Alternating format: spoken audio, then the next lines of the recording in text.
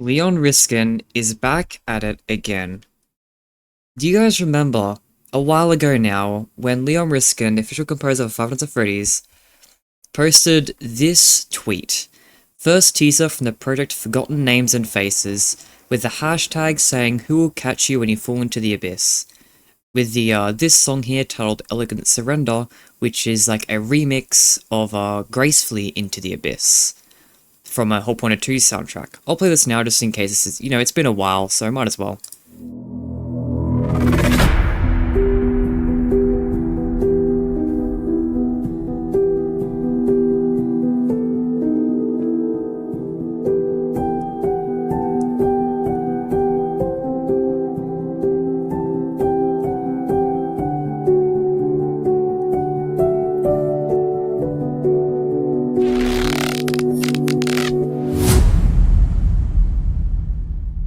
Well, this tweet got a lot of people excited, not just because of this tweet, but what would come out the day after, where he'd post this one as well, saying no more obvious hashtags except credit to Tom Woodliff, posting this excerpt from a poem called Abyss, which reads, "In deepest, darkest depths of my despair, I find myself without a saving grace. A pendulum of pain prevents my prayer from rising upward to the dead of space." The thing that was really interesting, though, was that this Forgotten Names and Faces project was also name-dropped by DJ Sturf, who was asked about doing a playthrough of Secret of the Mimic. Sorry guys, I blocked literally everyone on Twitter. And, yeah, he wanted to play Secret of the Mimic and Into the Pit at some point on his YouTube channel, and then was like, lol, no problem, I do have those two on my to-do list, I'm not likely done with YouTube at all, so hopefully I won't be a forgotten name and face or something silly like that. So both in the official composer and an official playtester have both name-dropped Forgotten Name and Face / Forgotten Names and Faces. I mean, it's just the same thing, but plural and singular. So this basically cemented this wasn't just a Leon Riskin thing. This wasn't just a one-off nothing thing. This was a genuine teaser from the next Five Nights at Freddy's project. You know, Forgotten Names and Faces is literally an acronym for FNaF, and both these people have mentioned it. So, people have been calling this the Abyss Project. I've been calling it something like that, or something Abyss. The reason why is because this is, again, a piano cover of Gracefully Into the Abyss, Who Will Catch You When You Fall Into the Abyss, the poem titled Abyss. The word Abyss, just early on, was, like, really cemented to be about this project.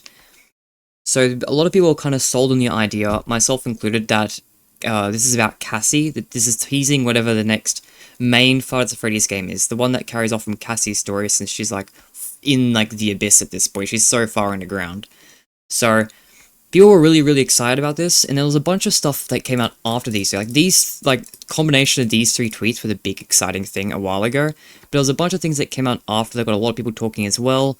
Some of it was more important than the others, some of it was just like, oh, I wanted to talk about something and I did it, so in retrospect, I'm not sure if all of it was worth talking about, but there's definitely some things worth talking about, and there's definitely new things I want to talk about that just recently came out. So again, I'm going to go back and keep recapping things, and I'll move on to the new stuff, because there's plural of things that I have not covered. So, at some point later, he posted this, "Elevators can't be trusted, take the stairs," and in his hashtags, he name drops Betty Lou Oliver. Now, Betty Lou Oliver is the person who has survived the longest elevator drop, or furthest elevator drop. And this is for he's just advertising one of his songs called Fixing Elevators. The song itself isn't very important, but a lot of people connected, like, the biggest elevator drop, or surviving the biggest elevator drop, with Five Nights at Freddy's. You know, because Cassie falls down the big elevator at the end of Ruin. There's another thing that people connected to that. I'm not sure if that was intentionally Five Nights at Freddy's in retrospect, because he's done these little cryptic little teasers for a bunch of random things he's done since. This could have genuinely just been a coincidence, but the timing makes me feel like it might be something. I don't know, again, he's been cryptic and weird about so many things since then, and some of these things are clearly not related to Five Nights at Freddy's, so he's just Leon Riskin's definitely been trolling once he realized people picked up on this being a teaser. Again, I am certain that at least this original trio of posts was teasing the same project. Because again, two different people mentioned it.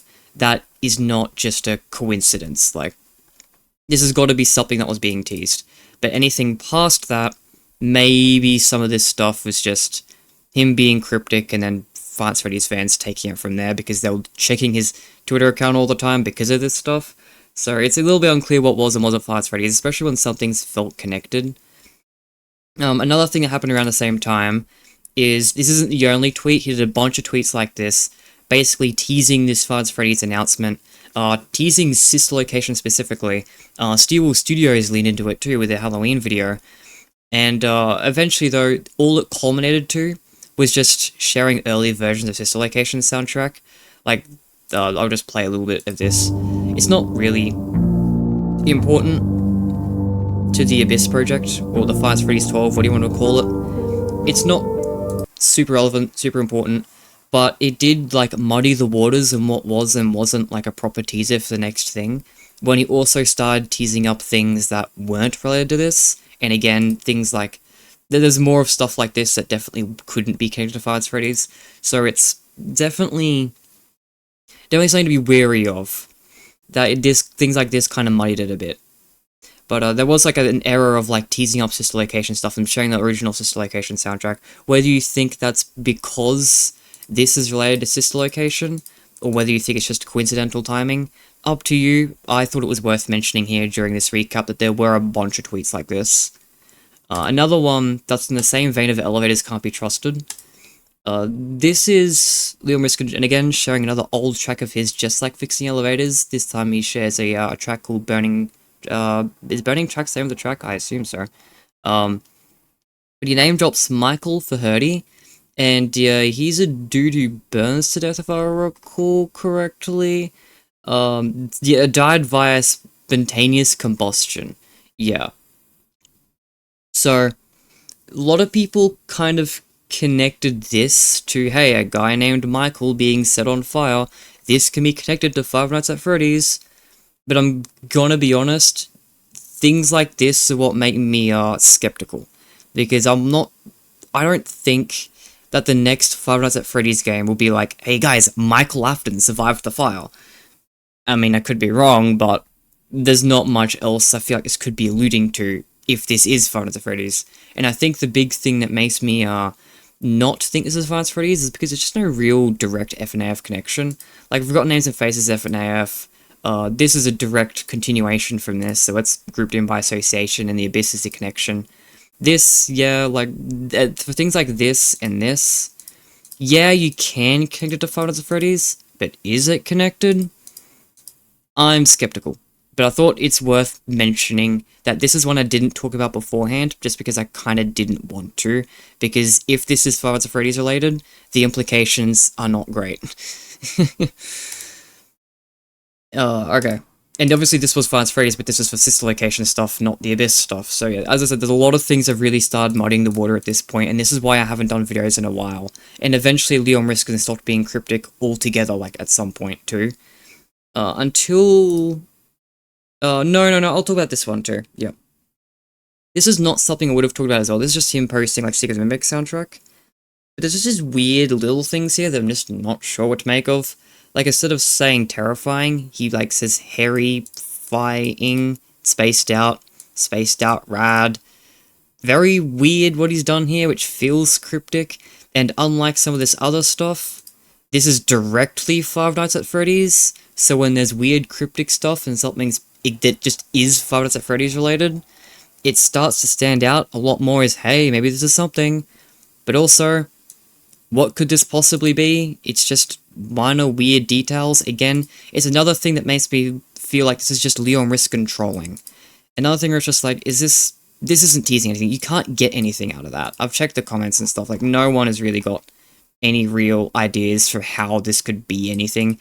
It's where it's just him being cryptic just for shits and giggles, and just kind of trolling people at this point.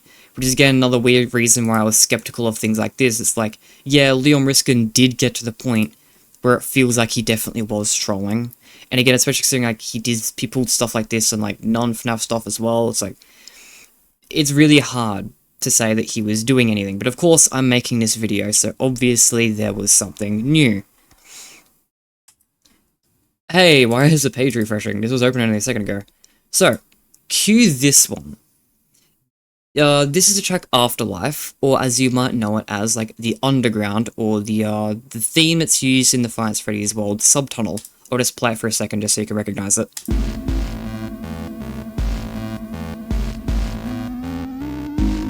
Yeah, okay. Not super important. We all know this FNaF World soundtrack. It's banger. The weird part is there's actually codes hidden in this skull, and people have decrypted it. Let's find someone who's decrypted. It's like, hello, death, smoke, and mirrors. Yeah. Hello, death, smoke, and mirrors. I thought I remembered that's what it was, but I had to double check. That is something cryptic on a Five Nights at Freddy's post. This is what I mean by it's like, yeah, you can be... It's one thing being randomly cryptic on everything you post. Again, this is like a hidden code in a post about a Five Nights at Freddy's soundtrack. And it's hello, death, smoke, and mirrors. I don't know what it could mean, and it's why I didn't do a video on it at the time. This one came out, it's like, I don't know what that could be. Maybe it probably was talking about, like, worth talking about, but I had no ideas, so it was, and considering it was, like, this stuff happened between, it made me think I didn't really want to investigate at the time, but again, now that I'm here now, I wanted to call it out. There is this secret code that says, hello, death, smoke, and mirrors in here. Make of that what you will. And the final thing today, or yesterday actually, while I was working on the my New Year's little short video thing, Leon Riskin dropped the first draft for Drag Me to the Crusher. I don't remember where this song actually plays. I think it's a Sister Location soundtrack. I actually don't remember it, to be honest. But I'll play it. You'll probably remember it better than I can.